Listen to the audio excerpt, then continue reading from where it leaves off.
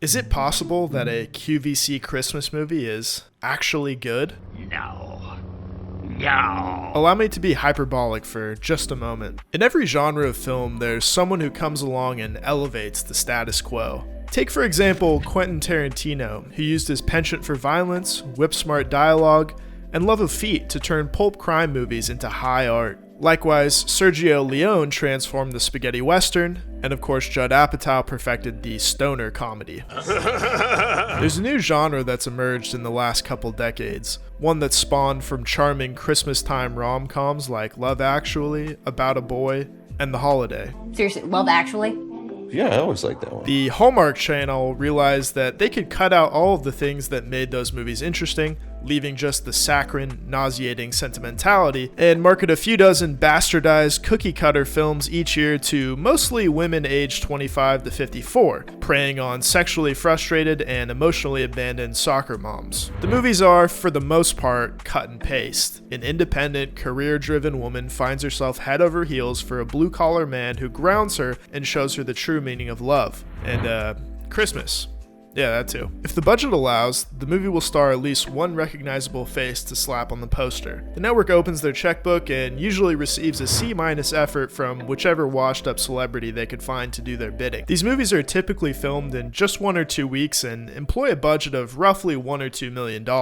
Just for reference, Avengers Endgame cost about $356 million to make. And of course, half of their budget was spent on craft services for Jon Favreau. I am not needy. I don't care what you think. Netflix, Freeform, and even the Oprah Winfrey Network have been dipping their toes in this sugary sweet water, all to varying results. And let me be clear, I have nothing against these movies or the people who watch them. I think they deserve the same basic human rights as the rest of the movie-going public. Mostly. But someone has to come along and elevate these painfully dull, factory-built movies before I'm forced to convert to Judaism. You have no idea what my people have been through. Enter an unlikely hero, QVC. Wait, really? Yup!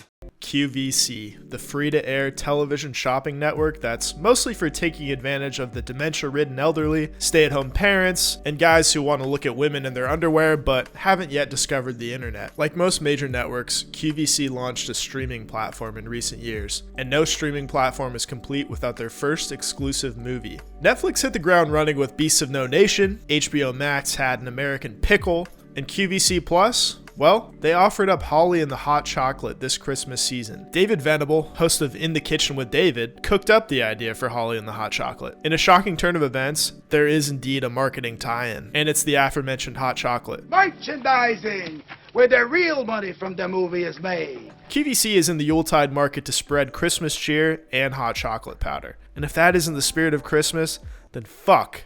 I don't know what is. Oh my goodness! To carry out David's vision, QVC enlisted Philly-based actor-director John McKeever, whose prior work includes the short-lived Comedy Central web series Delco Proper and the sketch comedy sensation Gillian Keeves, McKeever's magnum opus, which stars comedian Shane Gillis and has graced audiences with memorable sketches like ISIS Toyota, The Grill Sergeant, and of course, Trump speed dating. It's not exactly a filmography that screams Christmas movie, is it? So why did QVC tap McKeever to helm their inaugural feature film? Like I said, McKeever is based in Philadelphia, and QVC has long been headquartered in Westchester, Pennsylvania. For a low-budget movie, proximity is everything. QVC gave McKeever the outline for the story, and he and co-writer Mike Gleason filled it in with their own script and populated the cast with some of McKeever's friends. Actors and comedians like Ryan Farrell, Tommy Pope, Steve Gerben, and Ronald Braxton. According to McKeever's Twitter, QVC gave them some restrictions, likely no mentioning of ISIS or Donald Trump,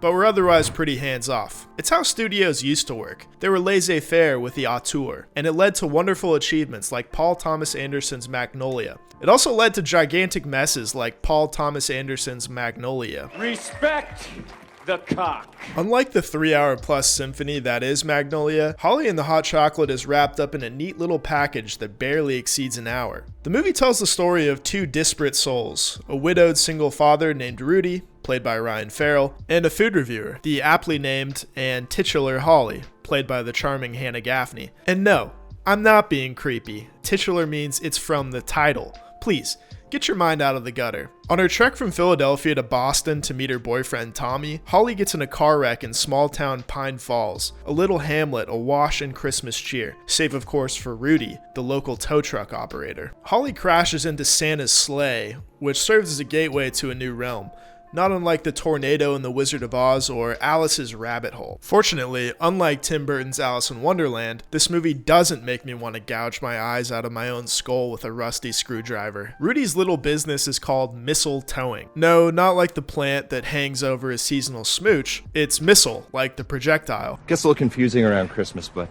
rest of the year it's pretty cool. While Holly is stranded in a real-life Whoville, her bond with Rudy begins to bloom. I would rather die than spoil the ending of this movie, but I will say that there is a satisfying romantic resolution, as is mandated by law. Holly and the Hot Chocolate separates itself from the pack in a few different ways, the first being its strong character building. McKeever introduces the characters visually. Rudy scowls at the sight of his teenage daughter decorating a small Christmas tree, while Holly is seen carrying a full-size Christmas tree in a crowded elevator, wearing a Christmas sweater adorned with functioning lights. Both Rudy and Holly are fish out of water in opposite environments. Rudy is the Scrooge of Pine Falls, a town that seemingly lives and breathes Christmas. So much so that their mayor, played with a goofy mastery by Steve Gerben, has no issue spending taxpayer money on fake snow, along with other things. You're the guy that used all the taxpayer dollars for your driveway, right? What? I don't even have a driveway. I just bought a townhome. Who paid for that? Meanwhile, Holly is stuck in a sterile metropolis where Christmas is an unwanted distraction more than it is a reason for the season. She walks the sidewalks wishing a Merry Christmas to passerbys, while Rudy reluctantly orders 2 Christmas dogs at the local hot dog stand. You want Christmas ketchup or Christmas mustard? Holly is shipwrecked on the metaphorical shores of Pine Falls, like a modern-day Robinson Crusoe, but instead of bloodthirsty cannibals, she's greeted by a group of Christmas-crazed townsfolk who are dead set on having Holly review their beloved hot chocolate stand. And let's be honest, most hot chocolate sucks ass, considering it's just artificial powder with those shitty little mini marshmallows, so it's nothing short of a Christmas miracle when someone is able to stir up something actually worth drinking. It's so delicious and creamy. Food is a central theme of the film.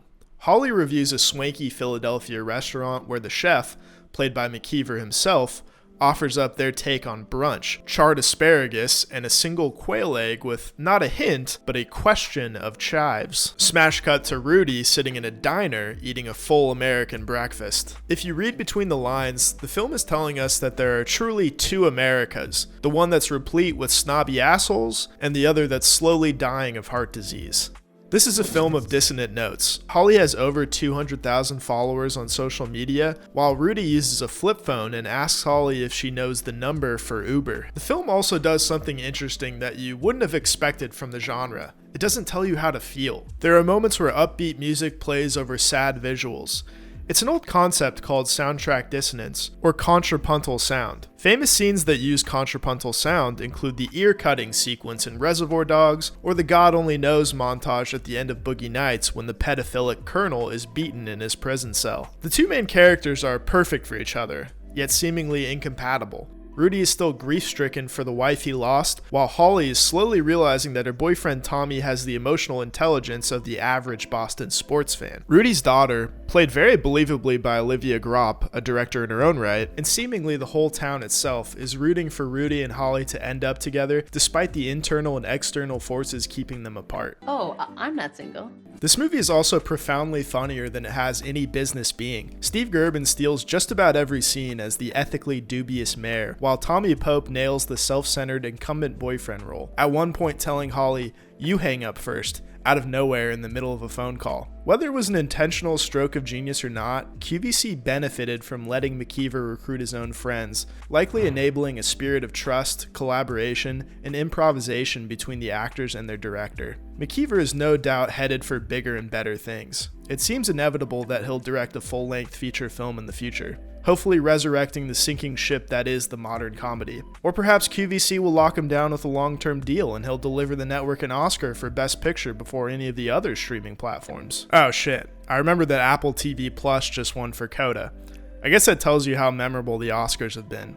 outside of that one thing, of course. My hope is that other streaming networks and even studios take a page out of QVC's book and leverage opportunities for up-and-coming filmmakers, giving them carte blanche to work their magic. I haven't had a budget like that to like make stuff, so I'm like, I want to like work with like different equipment.